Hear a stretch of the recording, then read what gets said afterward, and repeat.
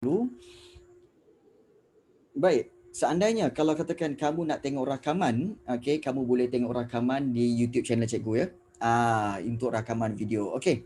Kita ulang kembali apa yang telah kita pelajari ya pada sebelum ini. Nanti kita tengok dulu. Okey. Baik, ini adalah daripada nota-nota cikgu, okey, yang cikgu telah sharekan dengan kamu dulu.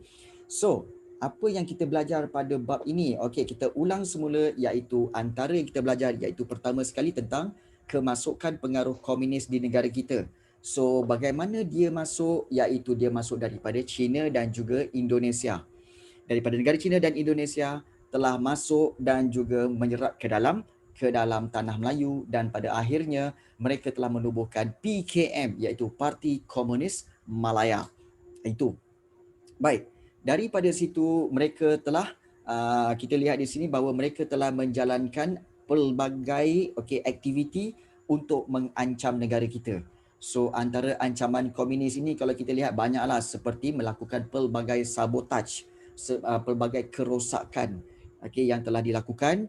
Maka oleh sebab itu telah diisytiharkan darurat, iaitu kecemasan apabila 3 orang pengurus ladang Eropah telah pun dibunuh. Okey. Jadi kita lihat komunis sebenarnya dia nak buat apa sebenarnya, iaitu komunis ingin lumpuhkan Menyebarkan ekonomi kita. ideologi. Yes, sebarkan ideologi, lumpuhkan ekonomi negara kita, kemudian rosakkan infrastruktur, dan juga kalau kita lihat mengancam keselamatan rakyat. Itu yang ketiga. Okey, mengancam keselamatan rakyat serta mengancam pasukan keselamatan. Itu memang teruk sangatlah tu. Dan kalau kita lihat di sini, yang ketiga kita belajar tentang apa tahu? Apakah usaha-usaha menangani ancaman komunis ini? So hari itu kita telah lihat 5 usaha-usaha untuk mengatasi ancaman komunis ini. Yang pertama, menguatkuasakan undang-undang, iaitu undang-undang darurat. Kemudian yang kedua iaitu memperkasakan ataupun pemerkasaan pasukan keselamatan. Maknanya mereka telah menguatkan pasukan polis dan juga pasukan tentera. Itu yang kedua. Yang ketiga, kalau kita lihat iaitu berkaitan dengan pendaftaran kebangsaan dan kad pengenalan, di mana seluruh rakyat diminta untuk mendaftar dan akan menerima kad pengenalan. So sesiapa yang tak ada kad pengenalan akan ditangkap dan boleh di-charge sebagai anggota komunis. So itu yang ketiga. Dan yang keempat iaitu rancangan BRICS, di mana rancangan BRICS ni antara lain iaitu untuk memutuskan hubungan Min Yuan dengan PKM, di mana Min Yuan ini adalah satu gerakan untuk membantu PKM membekalkan ubat-ubatan, membekalkan senjata, membekalkan maklumat dan sebagainya. Okey. Jadi untuk memutuskan itu, maka rancangan BRICS ini bermula dengan rancangan kampung baru, iaitu pindahkan para penduduk ke tempat-tempat baru. Dan yang kelima, kita lihat di sini iaitu tawaran pengampunan, iaitu di mana Sir Henry Gurney telah isytiharkan pengampunan kepada komunis yang menyerah diri. Itu satu lagi cara, nombor 5 iaitu mengampunkan komunis, sampai tahap macam tu sekali ya. Dan yang keenam, menjalankan kempen Bulan Rakyat Melawan Penjahat, di mana kempen-kempen untuk supaya rakyat membenci komunis. Dan menggalakkan hubungan antara kaum. Baik, kita sambung dengan nombor 7. Kita berhenti di sini hari itu. So kita pergi kepada nombor 7 iaitu perintah berkurung. Perintah berkurung ialah curfew, di mana tindakan melarang penduduk keluar daripada rumah dalam tempoh tertentu. Dan ini telah dijalankan pada bulan Jun 1991, terutama sekali di kawasan-kawasan di Labis, iaitu di Johor.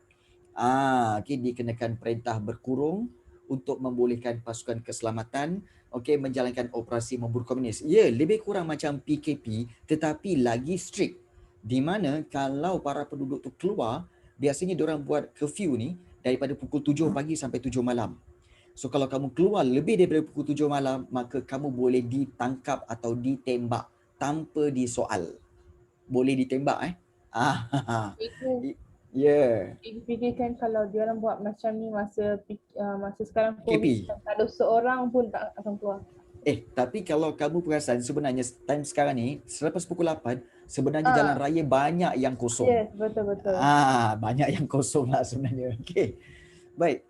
Tindakan terhadap penduduk yang enggan, maknanya kalau yang degil juga. Okey, yang degil juga ni. Okey, saya dah tak dalam kelas ni. Okey. Okey, so perintah berkurung dikenakan terhadap penduduk yang enggan bekerjasama. Contohnya pada bulan Mac 1952, penduduk Tanjung Malim dikenakan perintah berkurung selama 22 jam untuk mengelakkan mereka berhubungan dengan komunis. Nampak tak degilnya? Okey, kat situ. Cikgu. Ya. Tapi macam mana mereka nak beli stok ataupun supply? Well, mereka tak boleh keluar langsung. Dan kalau nak keluar pun tunggu selepas habis 22 jam itu. Dan ini dilakukan kerana apa tahu? Kerana apabila 40 orang komunis menyerang sekumpulan pekerja yang dihantar untuk membaiki paip air. Dan ini telah mengorbankan 12 nyawa. Apalah salah orang tu tengah baiki paip air, kau pergi tembak buat apa? Nampak tak komunis? Kan? Mana otak? Geram je kan. Apalah korang ni kan. Jadi ini nampak kerja-kerja komunis mensabotaj, mensabotaj kemudahan-kemudahan yang disediakan. Okey, ya. Jadi diorang boleh keluar selama 2 jam je. Ya, betul. Selama 2 jam sahaja. 2 jam tu tak mungkin nak beli supply. Supply mesti ambil lama. Ya, betul. Okey, nampak tak di situ ya? Okey. Okey, perkataan baharu mensabotaj. Ya, mensabotaj. Okey. So, pada 27 Mac 1952, Sir Gerard Templer telah tiba di Tanjung Malim untuk memaklumkan penduduk tentang hukuman terhadap sikap mereka yang enggan memberikan sebarang maklumat tentang gerakan komunis kepada kerajaan. Maknanya penduduk-penduduk Tanjung Malim tu degil. Disuruh berikan maklumat, disuruh untuk jangan membantu komunis, nak juga bantu. Jadi itu yang sebabnya kena curfew, iaitu tapi apa perintah hukuman berkurung. dia? Okey, hukuman dia memang ditangkap lah, ditangkap dan dipenjarakan lah. Dan mungkin kamu tengok Kenapa kena pukul? itulah tak adalah. Baik, Sir Gerard Templer. Okey, ingat perkataan Templer ni, mungkin kamu pernah tengok tentang, ada satu hutan simpan di Selangor yang dinamakan Hutan Simpan Templer. Tampan Templer Park. Memang ambil nama dia. Kerana dia banyak berjasa pada negara kita, maka dia ambil nama Templer itu dan dijadikan sebahagian daripada nama tempat itu. Okey. Jadi silalah melakukan banyak bakti kepada negara supaya nama kamu boleh diletakkan di tepi jalan ke kan. Contohnya jalan apa? Jalan Susmita, Jalan Vinesh, Jalan Nafi, Jalan Nafi okey, baik. Boleh cikgu, boleh maybe. Boleh. Okey, baik. Ya, I share one Irfan. Janganlah macam tu. Jalan Nakib Handsome tak mungkin wujud. Tak mungkin wujud. Kami awal-awal dah potong. Kalau ada jalan Nakib Handsome tu, kami potong kau-kau-nya. Dah kadar. Tapi kalau ada, cikgu tak bangga cikgu. Anak murid cikgu jalan sendiri. Tak, sebab apa tahu? Sebab dia selalu cakap dia handsome, tapi dia tak pernah tunjukkan dia tu handsome. Itu malas tu. Okey. Okey, baik. Perang saraf. Alah Nakib. Kan? Baru gurau dah sentap. Kalau tak boleh gurau, duduk surau. Okey, itu pantun dua kerat. Okey, baik. Kita sambung. Okey, perang saraf. Okey, perang saraf. Perang saraf ini, rancangan yang dilaksanakan oleh British untuk hapuskan komunis tau. Tetapi melalui usaha memenangi hati dan fikiran rakyat. Mengambil hati rakyat. Macam mana tu? Memulihkan kepercayaan.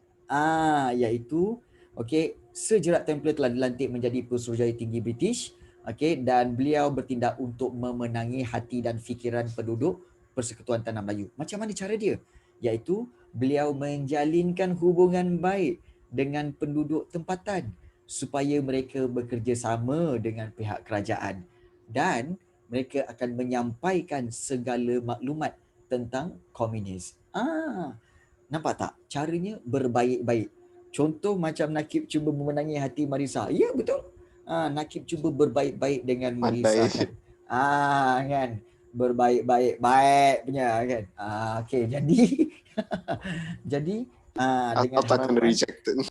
ya tak adalah kan. Tak mungkin orang nak reject orang macam Nakib tu kan. Handsome kot. Okey, baik. Ya, betul Sarah. Cikgu sokong Sarah. Siapa nak memenangi hati, kenalah menjalinkan hubungan baik. Betul? Betul? And also Nampak tak? bagi kepercayaan yang Ya. Jadi, kesan daripada tindakan Sir Gerard Templar ni, beliau berjaya memujuk rakyat berbilang kaum untuk bersatu. Dan marilah bersatu untuk membanteras ancaman komunis. You see? Akhirnya kaum Melayu, Cina dan India bersama-sama bergabung bersatu untuk membanteras ancaman komunis. Dan apa yang Templar buat? Dia adakan lawatan lah mendampingi rakyat untuk mengetahui masalah dan pandangan mereka. Sama je. Kan kalau kamu nak mendekati seseorang, kamu kena ketahui masalah dia, pandangan dia kan. Hormati dia. Sejak our feelings. Okey. Dan kalau kamu lihat Sir Gerard Templar dia melakukan sebanyak 122 lawatan. Nampak tak? Komitmen dia 122 lawatan. Bayangkanlah, bukan satu lawatan, bukan dua lawatan. 122 lawatan. Ke sekolah, ke kampung-kampung, hospital, dispensary, bilik operasi, pondok polis dan sebagainya. Dan dia bersedia menerima perwakilan. Setiap lawatan tu, dilawat tu mengambil masa 2-3 hari. Dispensary tu apa? Okey, bagus Afif. Dispensary tu sebenarnya tempat mengambil ubat. Dia macam farmasi lah. Tapi kerajaan yang sediakan, dan kalau ada sebarang kesakitan ke ataupun apa penyakit, boleh datang ke dispensary untuk mengambil ubat. Itu yang disediakan oleh kerajaan suatu ketika dahulu. Cikgu. Ya. Zaman moden ni ada masih tak dispensary? Tak ada. Okey, dulu free, yes. Zaman sekarang tak ada dispensary. Sebab apa? Kalau nak dapat ubat free, kena pergi ke hospital kerajaan. Okey. Dan hospital kerajaan kan free. Kamu mana ada bayar, tak kena bayar kan? Cikgu yang belakang farmasi tu kan, setiap farmasi tu kan ada yang at the back there be medicine tu. Yep. Yang tu panggil dispensary ke? Itu bukan. Okey, bukan. Okey, baik. So kita lihat. Bilik operasi tu macam tu bilik macam mana? Okey, bilik operasi. Okey, ada tanya pula. Okey, bilik operasi. Bilik operasi ni adalah bilik-bilik untuk berkumpulnya AJK dan polis bagaimana untuk menghadapi ancaman komunis. Dan mereka akan sentiasa report kat dalam tu dan mereka akan mencari kat manakah kawasan tempat mereka yang sedang diancam komunis. Itu dipanggil bilik operasi. Bilik operasi ya, khas untuk AJK kampung dan juga polis untuk berkumpul dan report keadaan ancaman komunis di kawasan mereka. Itu bilik operasi. Boleh faham? Dia bukan bilik pembedahan bukan operation punya teater, bukan. Macam meeting pengawas kat bilik pengawas. Yes, macam tu. Baik, Gerard Templar ni diiringi dengan isteri, beliau melakukan 20 lawatan ke Kampung Baru dan Kampung Melayu. Malah isteri beliau menubuhkan Palang Merah, Pandu Putri dan Pusat Komuniti untuk menjalinkan hubungan dengan rakyat. Nampak? Berstrategi. Dan dan kalau kita lihat, dan satu lagi cara bagaimana untuk melakukan perang saraf itu dengan melonggarkan syarat kewarganegaraan. Yes, betul tu. Iaitu dengan cara apa? Longgarkan syarat kewarganegaraan bagi menarik kaum bukan Melayu menarik kaum bukan Melayu untuk menjadi rakyat tanah Melayu. Dan ini tujuan dia adalah untuk mewujudkan bangsa yang bersatu. Kita semua bersatu di bawah negara yang sama, di tanah yang sama. Jadi semua jadi rakyat. So kesan daripada itu, seramai 1.2 juta orang Cina dan 180,000 orang India layak menjadi warga negara. Nampak tak? Daripada dulu pun dah ramai dah. 1.2 juta orang Cina dan 180,000 orang India telah berdaftar untuk menjadi warga negara. Ya, betul Irfan, terima kasih banyak. Salah A je tu, warga negara bukan warga negara. Warga negara. Okey. Cara dia orang sebut Dengan sekali. Yes. Lepas tu Baik. cikgu turis semua senang nak belajar bahasa Indonesia daripada bahasa Melayu. Okey. Kerana apa ya? Sebab cara dia orang sebut kan, saya, saya. Karena bahasa Kat sini semua, serupa ni. kat sini semua dah saya. Dia orang confused. Betul. Kadang-kadang kita tulis macam Wan Irfan tulis salah eja tu kan. Kita sebut salah eja. Kan? Salah eja tu.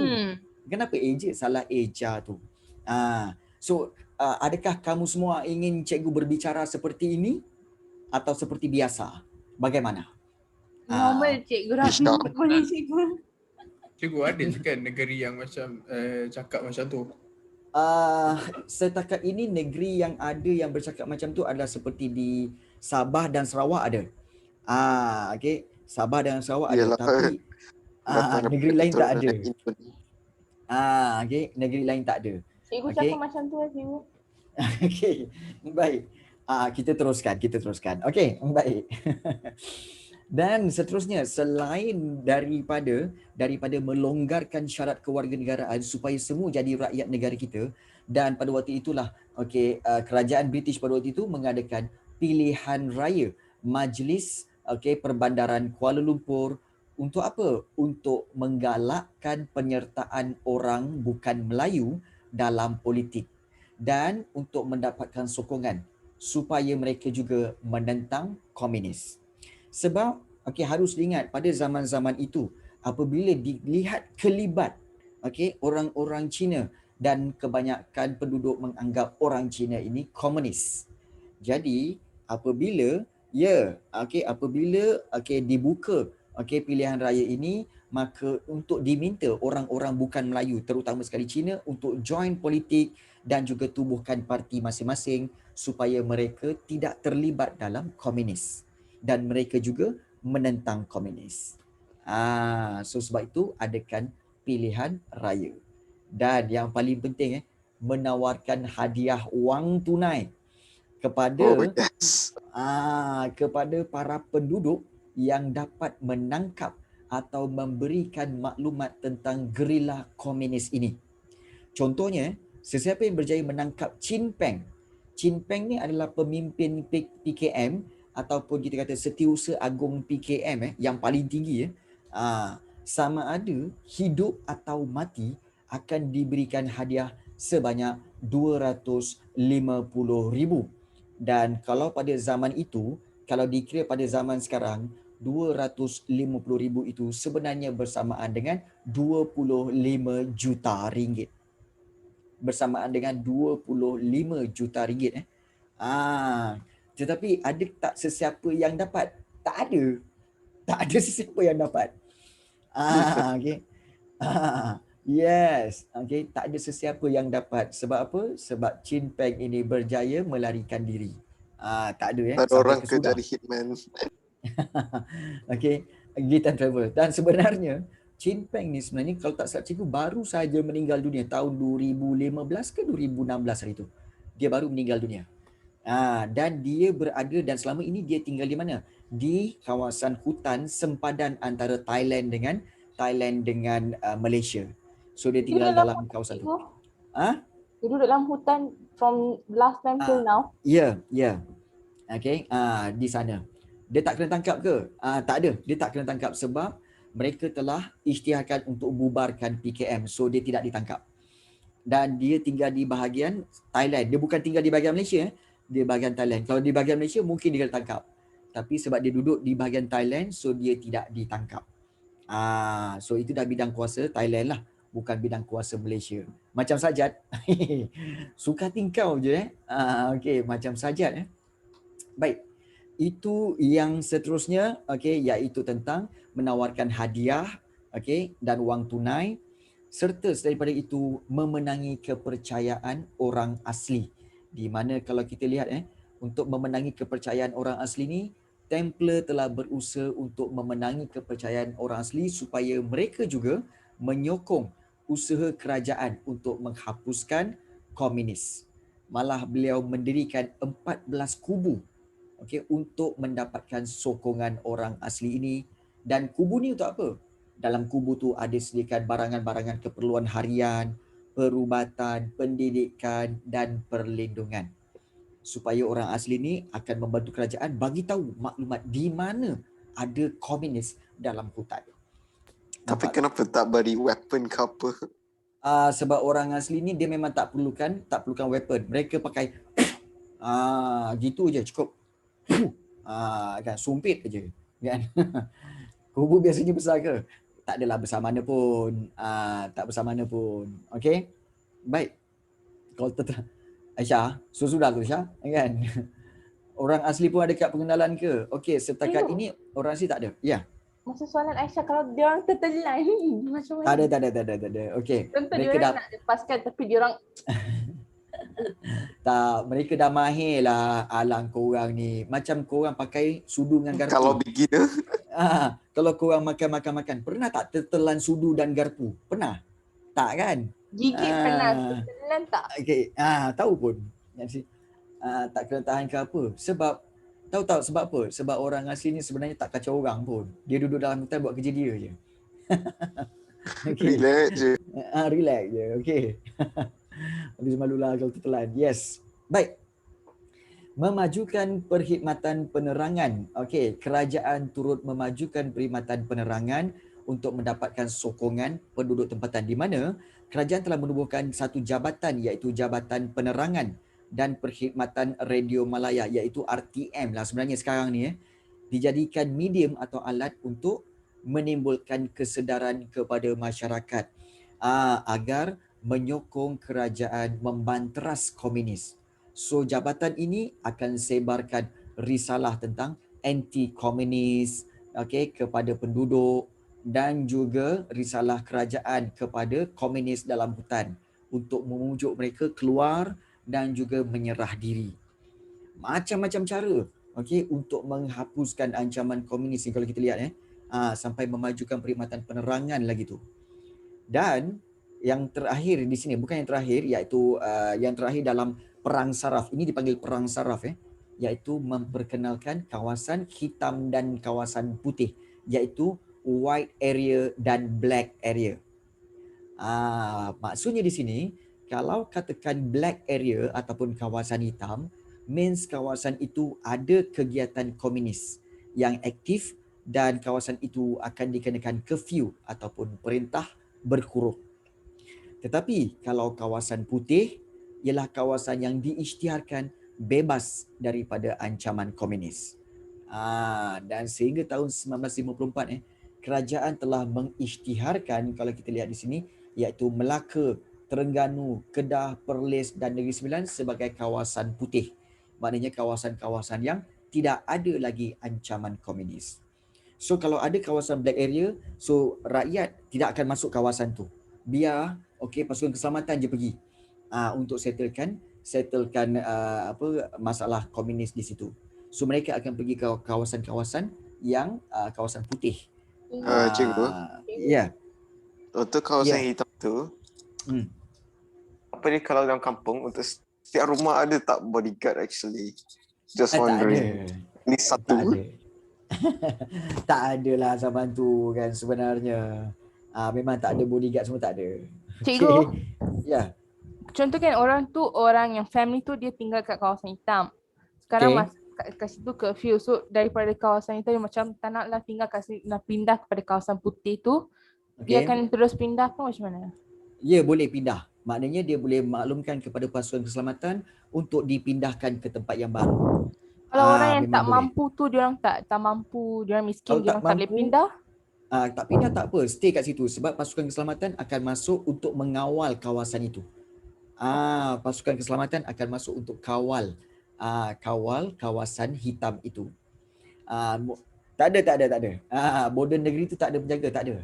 Dia biasanya merujuk kepada kawasan-kawasan tertentu yang black area itu je. Ya, macam red zone COVID. Yes, dia macam red zone. Kita ada red zone, kita ada yellow kan. So kalau red zone tu dia akan ada PKPD semua kan. Dia macam tu lah. So itu kawasan itu black area. Dulu black dengan white je. So sebab tu sampai sekarang kalau tengok cerita-cerita lama semua black and white. Okay. Dan kalau kamu fikir kenapa black and white? Sebab dulu mungkin tak ada colour lagi. Kan? Tapi harus ingat dah ada colour Dah ada colour sebenarnya. Cuma filem je tak ada colour. Okay. Okay. So seterusnya.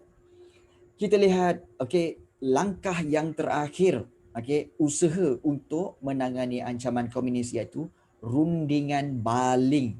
Harus diingat rundingan itu adalah mesyuarat dan baling itu nama tempat iaitu di Kedah.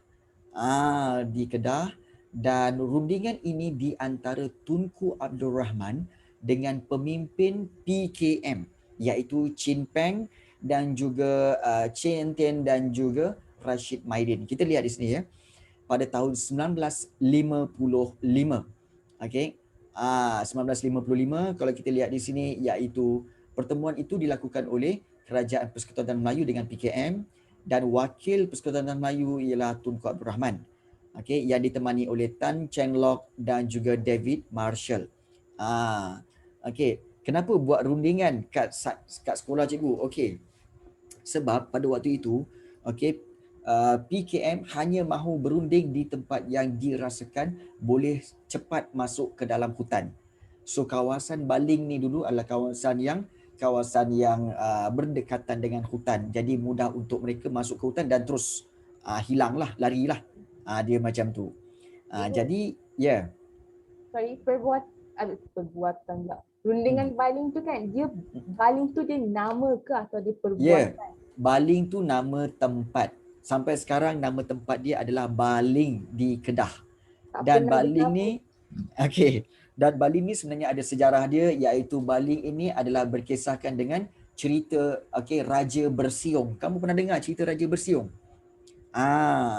Raja Bersiung itu iaitu di mana dia telah makan sup sayur yang bercampur dengan darah. So bila dia bercampur dengan darah, dia makan tu, kemudian tumbuhlah taring dan taring itu dipanggil siung. Jadi oleh kerana dia telah dibenci oleh rakyat, maka dia telah larikan diri dan akhirnya dia cabut dia punya siung itu dan dia baling. Di tempat di mana dia baling itulah dipanggil baling. Dan di mana tempat itu gigi dia jatuh itu dipanggil siung. Ada lagi 2 tempat itu di Kedah. Yes, itu cerita dia. Kita orang ingatkan baling bola bermain roti dengan baling. Bukan. So itu kisah dia lah sebenarnya. Baik. Tanah Melayu ditemani oleh Tan Cheng Lock, David Marshall dan juga Tunku Abdul Rahman. Ada ke gitu? Janganlah ditanya, memang tak ada lah kan. Memang tak ada sampai sekarang. Dan PKM diwakili oleh ingat nama ni PKM diwakili oleh Chin Peng, kemudian juga Chen Tian dan juga Rashid Maidin. 3 orang ni. Dan mereka berjumpa dan dia buat apa tahu? Iaitu Tunku Abdul Rahman mengenakan syarat. Dia minta supaya apa tahu? Chin Peng, please bubarkan PKM. Maknanya close down PKM. Kemudian letak senjata. Letak senjata dan juga menyerah diri. Kenapa tak tangkap je waktu tu? Tak. Sebab ini adalah dikatakan di antara organisasi dengan organisasi. This is what we call saling hormat menghormati. To show that kita punya kerajaan respect. To show that respect. Permintaan itu. Baik. Chin Peng pula dia kata apa? Boleh. Kami nak letak jawatan boleh. Letak jawatan lagi. Kami nak letak senjata boleh. Kenapa aku sebut nak letak jawatan aja? Mungkin pasal Perdana Menteri kita ada rumours nak letak jawatan kot. Mungkin dia akan panggil ada seorang bernama Cikgu Rafi untuk jadi Prime Minister. What do you think? Tak payah. Tak payah. Boleh sokong. Saya sokong. Baik. Tak nak lah. Nanti tak ada orang ajar kau sejarah. Okey, baik, jom. Chin Peng, okey, menetapkan syarat iaitu peletakan senjata dan penyerahan diri akan dibuat. Okey, sekiranya kerajaan bersetuju mengiktiraf PKM sebagai sebuah parti politik yang sah. Itu je. Itu je Chin Peng nak. Kami boleh letak senjata. Kami boleh serah diri. Kami boleh bubarkan PKM. Tapi kalau kerajaan recognize kami, recognize parti kami sebagai parti politik yang sah. So Tunku Abdul Rahman kata apa? No way. Tunku Abdul Rahman kata, enggan menerima syarat ini. Tak boleh. So rundingan baling pun Tapi cikgu, gagal. Ya. Kenapa actually tak ada orang yang berani actually untuk bunuh ketua PKM? Because pada masa itu ketua PKM tu dah berkumpul dah. No, you gotta know this. Here's the thing. If you accidentally kill someone that wants to kill you and take over your country, even though it's in small numbers, you will get threatened. And that's not fun. That's not fun. Dan harus diingat bahawa sebenarnya PKM ini dia ada sokongan daripada persatuan ataupun pertubuhan komunis-komunis daripada antarabangsa. Jadi this is what we call apa tahu? This is what we call respect to others. Respect to others yang ada fahaman komunis. Sebenarnya dia sebenarnya macam ni. Kita tak marah komunis. Sebenarnya kita tak marah komunis, tapi kita marah perbuatan dia. This is how kamu kena memikirkan, kamu kena cara berfikir yang betul. Let's say kalau katakan kawan kamu buat salah pada kamu, kamu tak layak benci dia. Kamu cakap, aku tak nak kawan dengan dia lah. Dia ni memang dah buat aku marah apa semua. Harus diingat, kamu tak boleh benci dia sebenarnya. Tapi kamu boleh benci perbuatan dia. Diri dia, kamu tak boleh benci. Kamu kena respect. This is how pemikiran yang betul. Ini kalau salah orang tu, dengan dia salah. Diri dia memang tak pernah betul. Kan? Dia dengan keluarga dia semua tak betul. Salah pemikiran tu. Salah. Nampak tak? Jadi sebab itu cara berfikir kena betul. Kita you see? Macam tu je. Ya, betul. Takut komunis luar pula akan datang menyerang kita. So, kita kata, Tunku Abdul Rahman kata apa tahu? Kami respect, you as a human. As a you punya ideology. It's up to you. You nak ideologi apa, it's up to you. But the problem is, you make problem to us. Kamu buat masalah pada kami. Kamu buat ancaman pada kami. That's the problem. Faham. Kenapa komunis kena force people? Itu tak langsung. Betul. Dan Tunku Abdul Rahman, dia tak nak terima syarat Chin Peng tu untuk iktiraf dia sebagai parti politik. Why? Kalau Chin Peng diiktiraf, Tunku Abdul Rahman kata apa? Okeylah, kami iktiraf PKM jadi parti politik. Dia akan mendapat kebenaran untuk sebarkan ideologi komunis. Dan tak mustahil negara kita akan bertukar jadi negara komunis. So sebab itu Tunku Abdul Rahman awal-awal lagi dah pangkah. No to komunis, no to parti politik yang bernama PKM. No. Kalau tidak, habis. Komunis punya ideologi akan tersebar ke seluruh negara. Do you want it? Of course tak nak lah kan.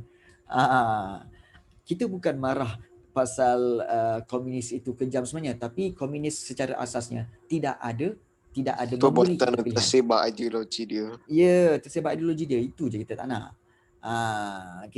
Boleh faham so bermakna di sini kita lihat balik, sebenarnya ada 9 langkah-langkah yang telah kita pelajari berkaitan dengan usaha-usaha menangani ancaman komunis. Nanti kita akan review balik dan kita pergi kepada yang terakhir untuk subtopik terakhir dalam bab ini, iaitu kesan zaman darurat terhadap negara kita. Baik, sebenarnya zaman darurat ini berlangsung daripada tahun zaman darurat iaitu berlangsung daripada tahun 1948 hingga 1960. 1948 hingga 1960, almost 12 years. 12 years Daripada darjah 1 daripada 1 tahun sampai UPSR. Okey. Baik. Kesan zaman darurat terhadap negara kita dari sudut aspek politik. So kalau kita lihat di sini, aspek politiknya adalah peningkatan jumlah warga negara. Sebab apabila kerajaan longgarkan syarat kewarganegaraan, maka 1.2 juta orang Cina dan 180,000 orang India telah jadi warga negara. So tiba-tiba warga negara di Tanah Melayu bertambah. Dan ini menunjukkan apa tahu? Satu pengorbanan orang Melayu terhadap kaum lain bagi mewujudkan perpaduan rakyat. Baik, harus diingat sebenarnya boleh je orang Melayu nak tubuhkan negeri ataupun negara Tanah Melayu. Same goes to Jerman. Kalau kamu ingat Jerman kan, diorang menggunakan Nazism. Kalau kamu tahu Adolf Hitler, kenapa dia nak buat Nazism? Kerana dia nak bertubuhkan sebuah negara yang hanya ada Jerman sahaja. There's no other people, there's no Jewish. Tak ada bangsa-bangsa lain dalam tu. So dia nak tubuhkan negara berasaskan bangsa Jerman. Begitu juga Italy. Mereka nak tubuhkan sebuah negara yang berasaskan bangsa Itali saja. Dan Tanah Melayu pun orang-orang Melayu nak buat macam tu. Iaitu nak menubuhkan negara yang hanya untuk orang Melayu. But then oleh kerana adanya ancaman komunis dan juga ingin mewujudkan perpaduan, maka orang Melayu bertolak ansur, berkorban, tak apalah, orang Cina dan orang India juga boleh menjadi warga negara. Sebab itu dikatakan pengorbanan tu. Itu sebenarnya yang telah dimentionkan dalam ini ya. Baik. Kemudian kesan yang kedua dari sudut politik iaitu penubuhan MCA, iaitu Malayan Chinese Association. Tujuan dia untuk apa? Menawan hati penduduk Cina ke arah penubuhan parti politik tetapi berorientasikan tempatan. Means that tubuhkan parti politik yang bukan komunis. Sebab pada zaman itu bila sebut Chinese, means that Chinese itu adalah komunis. So mereka nak halang ideologi itu. Mereka kata apa? Sila buat satu parti yang menunjukkan kamu adalah Chinese but not communist. Jadi itulah penubuhan parti politik berorientasikan tempatan, dan orang yang menubuhkannya adalah Tun Tan Cheng Lock yang membentuk MCA pada 27 Februari 1949, dan penubuhan MCA inilah telah meyakinkan British bahawa bukan semua orang Cina menyokong komunis. Nampak tak? So, MCA telah membantu British memerangi komunis, dan sehingga 1953, MCA ada 250,000 orang ahli bagi membantu kerajaan dari segi keuangan, kemudian menempatkan 500,000 orang penduduk ke kampung baru. Dan MCA juga menjalankan kutipan derma melalui jualan loteri, dan hasil jualan ini didermakan kepada penduduk-penduduk kampung baru. Dan pertengahan 1953, MCA berjaya kumpulkan 2.5 juta untuk perbaiki kehidupan penduduk Cina di kampung baru. Caranya apa? Kutipan derma melalui jualan loteri. Kalau kamu loteri, tahu kan loteri?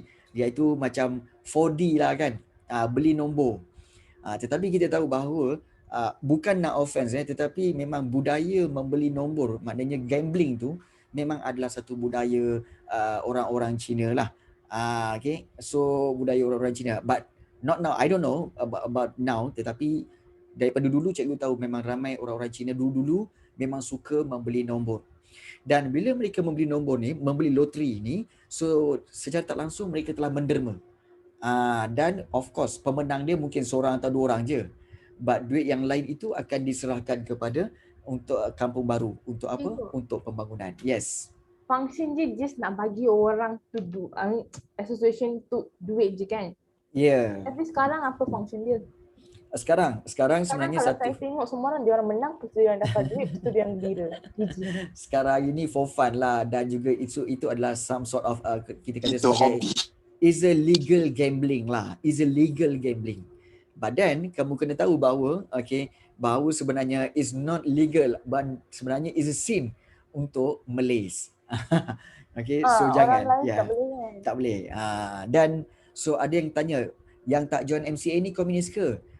Most of yang tak join ini maknanya mungkin mereka bukan MCA ataupun mungkin juga mereka bukan komunis. Tetapi kalau mereka bertambah masuk ke dalam MCA, means that itu lebih baik supaya mereka tahu mereka bukan komunis dan mereka ingin menjadi warga negara Malaysia atau warga negara Tanah Melayu yang bertanggungjawab. Baik. Dengan itu kalau kita lihat kesan darurat. Pertama, peningkatan jumlah warga negara. Kedua, penubuhan MCA. Ketiga, dengan ini mempercepatkan kemerdekaan. Di mana kalau kita lihat British sedar bahawa kalau kita lihat tidak boleh tamatkan darurat melalui strategi ketenteraan saja, tak boleh. Jadi darurat hanya menjadi faktor British bersedia untuk mempercepatkan kemerdekaan Persekutuan Tanah Melayu. Dan penubuhan jawatan kuasa hubungan antara kaum iaitu CLC ini telah meningkatkan kesedaran politik pemimpin kaum bahawa mereka boleh berkongsi kepentingan dan hala tuju. Untuk apa? Untuk kemajuan bagi Tanah Melayu. Dan itu menyebabkan penubuhan apa tahu? Parti Perikatan iaitu UMNO, MCA dan MIC. Dan selepas itu Parti Perikatan tu tukar nama jadi apa? Barisan Nasional. Barisan Nasional inilah dia asalnya. Baik. Dan kalau kita lihat di sini, kemenangan Perikatan dalam pilihan raya umum 1955, ini nanti kita akan belajar dalam bab yang ke-7 ke-8 nanti. Dalam pilihan raya, kemenangan Perikatan ini telah beri keyakinan kepada British bahawa Persekutuan Tanah Melayu dapat menewaskan komunis melalui perpaduan kaum. Bersatu kita teguh, bercerai kita roboh. Dan British telah memberi merdeka kepada Persekutuan Tanah Melayu. Jadi PKM tiada alasan untuk meneruskan perjuangan. MIC stands for what? MIC is Malaysian Indian Congress. Maknanya untuk Indian. Ni UMNO untuk Malays, United Malays National Organisation, UMNO.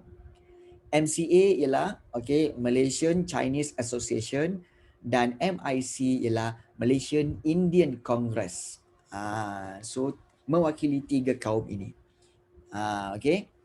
Baik. Daripada segi aspek sosioekonomi teruk jugalah kita. Iaitu daripada aspek sosioekonomi, darurat sebenarnya telah meningkatkan kos perbelanjaan. Bayangkanlah British meningkatkan perbelanjaan British untuk tangani komunis. Purata kos darurat ialah 250,000 hingga 300,000 dalam satu hari. Bayangkanlah, nak bagi makan tentera lagi, nak sediakan kelengkapan, kemudian juga nak sediakan pengangkutan dan ubat-ubatan. Bayangkanlah, kos daruratnya memang tinggi.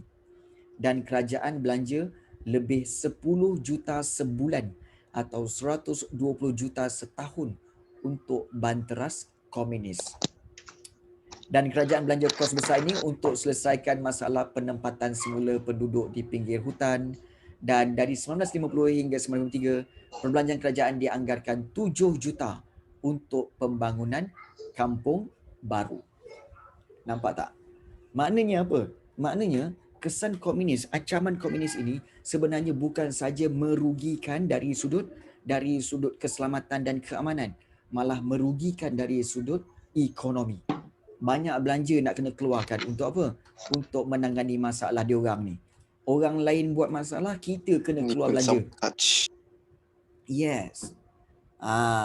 Jadi itu kesimpulannya. Maknanya apa tahu? Iaitu kalau kita lihat, itulah kesan-kesan pada zaman darurat. Ada lagi aspek sosial dan sebagainya, namun cikgu rasa macam tak sempat dia nak habis, dan juga sebenarnya cikgu plan untuk hari ini ada latihan.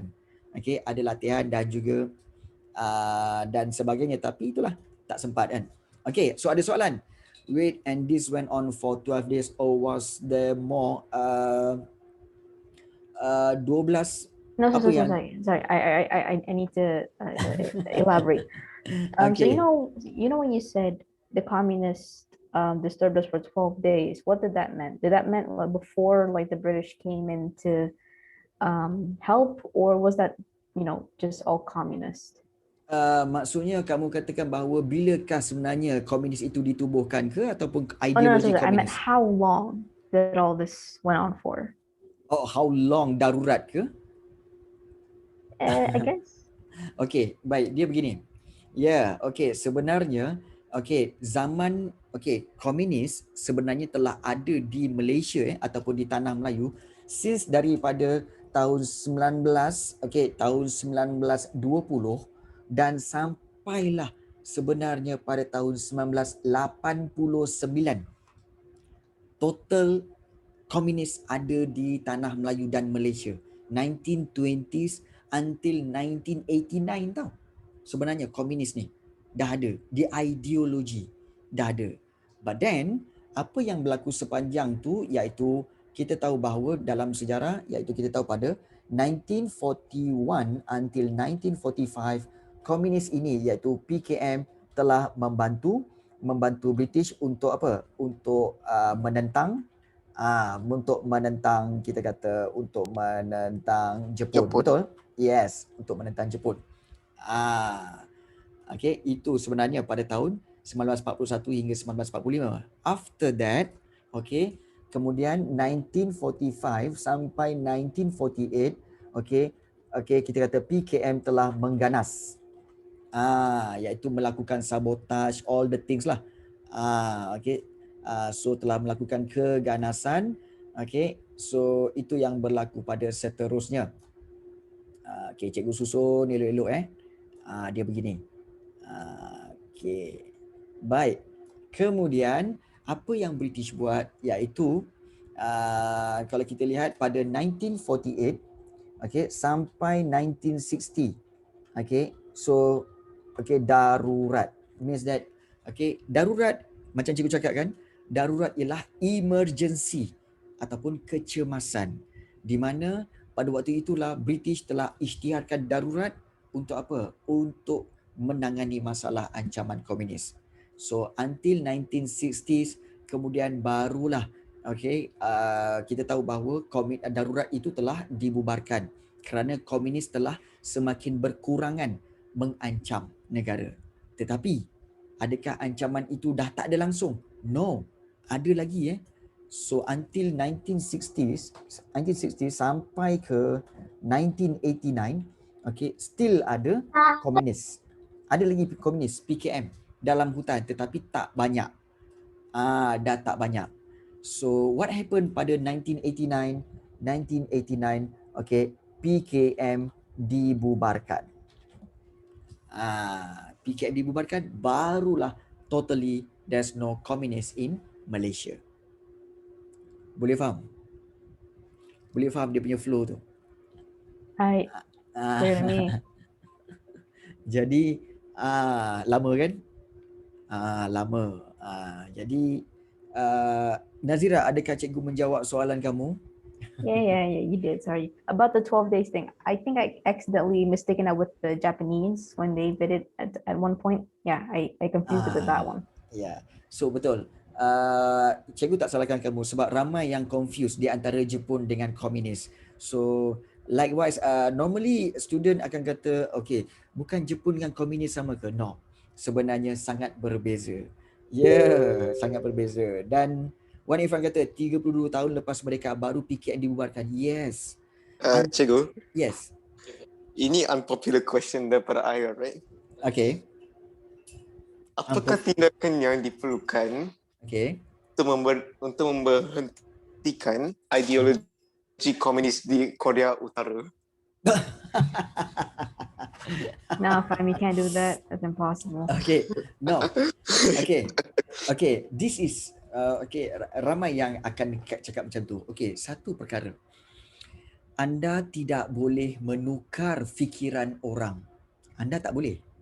Anda tidak mampu menukar fikiran orang, tak mampu mempengaruhi fikiran orang. Itu satu. Yang kedua, mereka telah menerima ideologi komunis sebagai ideologi hidup negara mereka. So, kalau mereka bahagia dengan cara komunis itu, let them. Let it be. Biarkan. Sebab mereka bahagia dengan cara itu. Jika mereka tak bahagia dengan cara itu, mereka akan cari solution dan mereka akan menentang komunis yang sedia ada di negara mereka sendiri. Apa yang kita perlu buat? Kita hanya memerhati daripada jauh dan juga kita patut beritahu mereka bahawa kita tak kata komunis itu buruk, tapi kita kata apa? Demokrasi is much better than komunis. Itu je. Itu je. Okay. So kalau diorang tanya, oh betul ke demokrasi bagus? Yes, demokrasi much better than komunis. Itu je. So kalau kita kata, oh komunis adalah buruk apa semua, diorang akan marah. Sebab diorang kata apa? Oh kami dah lama hidup dalam komunis. Engkau apa tahu? Biarkan. Jangan jadi macam US. Yes, okay. Jadi kita ingat kita sebenarnya dalam satu dunia ni, kita harus respect orang punya pemikiran, orang lain punya pemikiran. Okay, boleh ke tukar negara jadi negara republik? Okay, Perdana Menteri boleh ke tukar negara jadi negara republik? Nuzul, means negara kita ke? Okay, negara kita memang tak boleh tukar jadi negara republik. You know why? Because negara kita siapa punya? Negara kita siapa punya? The king. Yes, the king. It's actually the king. The king. Sebab itu, kalau kamu tahu kalau katakan negeri Selangor siapa punya? Sultan Selangor. Negeri Perak siapa punya? Sultan Perak. Yes, diorang punya. Jadi, siapakah Prime Minister, Menteri Besar? Diorang ni hanyalah top management of the states. Top management of the country. Itu je, diorang manage sahaja. That's why Prime Minister boleh tukar. That's why Menteri Besar boleh tukar. Tetapi king kita tak boleh tukar. Sebab king dia orang yang owner. decide tu kan cikgu? Tak, king tu di owner. So jika still ada king, means that Republic of Malaysia tidak akan wujud. Unless kalau katakan perang dunia sekali lagi berlaku, and then sistem agama, sistem raja kita telah dihancurkan, so raja-raja pun telah lari apa semua, ataupun mungkin na'udzubillah lah, kita tak nak jadi macam tu lah kan. So cikgu tanya. Ya. Kalau raja tu dah tak ada keturunan dah, so macam mana? Macam tak ada kaki pun atau apa-apa. Kalau katakan dalam sistem raja berperlembagaan, kalau katakan raja tu tidak ada keturunan, maka adik dia akan naik menjadi raja. Adik dia menjadi raja. Kalau dia pun tak ada adik. Kalau katakan dia langsung tak ada anak ke apa semua, mungkin akan dibawa kepada pihak persekutuan, dan persekutuan akan meletakkan yang di Pertuan Besar. Contohnya macam Sabah Sarawak. You see Sabah Sarawak kan? Sabah Sarawak mana ada king. Tetapi Sabah Sarawak akan diletakkan yang di Pertuan Besar ataupun yang di Pertua Negeri untuk menguruskan, untuk menjadi ketua bagi negeri itu. So itu yang berlaku lah. Dan kita ada 9 orang raja. 9 orang raja di negara kita ini. So mereka bergilir-gilir menjadi agung selama 5 tahun. Jadi I don't think republik akan berlaku di Malaysia because kita ada king. Kita ada king. Dan bagus sebenarnya ada king. Why? Kalau prime minister buat salah, king boleh sack dia. Dan kalau katakan king buat salah, prime minister boleh advise king supaya perbetulkan balik. Advice. Compared to negara yang republik, contohnya macam presiden, contohnya Singapore, contohnya Indonesia, mereka tak ada advisor, mereka hanya bergerak sendiri. So kalau katakan mereka melakukan kesalahan, rakyat boleh jatuhkan mereka dan gantikan orang lain. Whereby orang yang lain pun kita tak tahu sama ada ianya okey ke tidak. You see? Jadi that's the problem of republic lah sebenarnya. Susah. Tapi cikgu percaya satu perkara iaitu kalau para pemimpin ini patut dilantik oleh orang-orang yang menguasai subjek sejarah. Contohnya pelajar-pelajar kelas cikgu ni. Ini memang layak jadi menteri-menteri ni. Good idea. Macam mana Perdana Menteri dilantik? Perdana Menteri dilantik oleh Yang di-Pertuan Agong atas persetujuan semua menteri-menteri yang lain. Bukan ditawarkan diri, tetapi atas persetujuan menteri-menteri yang ada, dan mereka bagi advice kepada King untuk namakan satu Prime Minister, dan bila King tengok adakah dan King akan announce dan menerimanya sebagai Prime Minister yang baru. Itu sebenarnya. Itu. Saya sebagai baik. So Nakib kata saya sebagai orang handsome saya setuju dengan cikgu. Kalau cikgu pula, saya sebagai cikgu sejarah saya setuju dengan cadangan Nakib. Baik. So baik. Ada sebarang soalan lagi? Wah, kita sebenarnya topik kita panas sebenarnya dan seronok untuk dibincangkan, tapi masa kita terlalu rasanya macam tak cukup. Dah pukul 10 rasa macam tak cukup je kan. Tak apa. Kita akan sambung pada hari Sabtu ini, dan Sabtu ini please masuk kerana ada latihan. Ada latihan objektif dan ada latihan esei yang akan cikgu ajar how to answer.